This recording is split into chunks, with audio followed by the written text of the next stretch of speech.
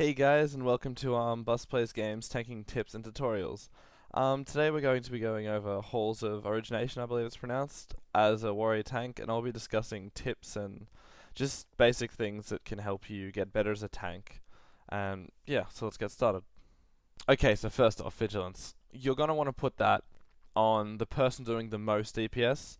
I'd really suggest putting it on a melee because if the melee was to pull aggro off the monster, that would just turn around and hit him, and you have more chance of making the vigilance go off and you getting a taunt back. But if it's a ranged, then the monster, if it pulls aggro, it will have to run all the way over to the DPS if it's arranged, and then hit them, which takes longer time, and that's just a hassle. So, but you're gonna want to put it on your melee DPS a lot more, highest melee DPS preferably. But if the melee DPS is really doing nothing compared to the range, then you'll have to chuck it on a ranged.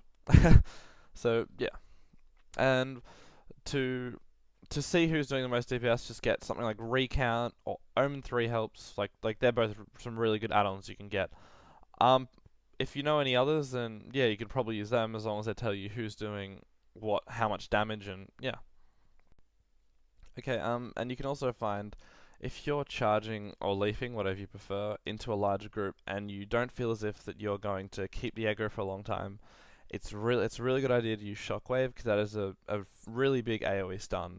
It can stun them for a while and give you a chance to like chuck on a Thunderclap, maybe taunt some, or just use a challenging shout so you can pull aggro from the whole group of all the enemies for a while, just so you can get proper aggro on everything. And it helps so much, especially when you have a lot of mages that do their AoE spells and tend to pull aggro. With your healers, honestly, I think they control the group. Like if they stop healing, then you're screwed. So so you're gonna want to be nice to them. Watch their mana. That's one of the most important things you have to do. If they're low on mana, ask them for a mana break. If they don't need one, then you can continue. But if they do need one, then you just need a little break. Having patience is one key thing about being a tank, because when I was doing as DPS or heals in some dungeons, I found some really arrogant tanks that just thought that because they're tanking and they lead the group that they're everything, and they didn't wait for anybody else.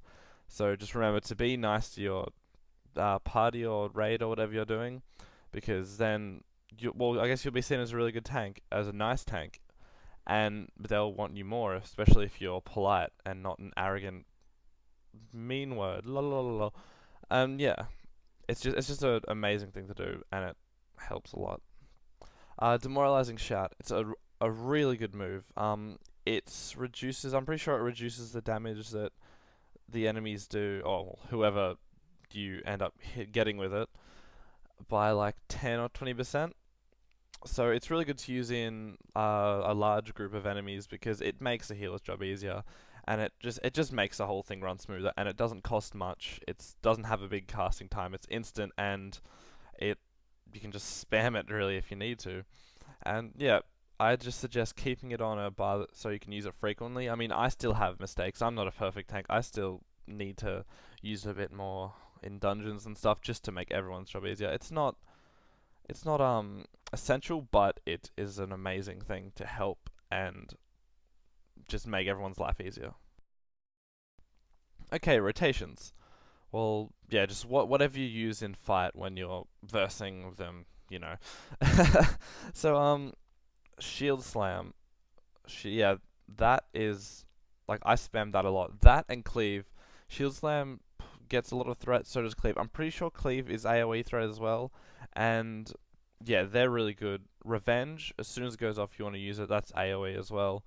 It they're good dispensable abilities because I mean, as soon as they pop up, they don't use much rage, and yeah, also the main one that I forgot to mention straight away, Thunderclap.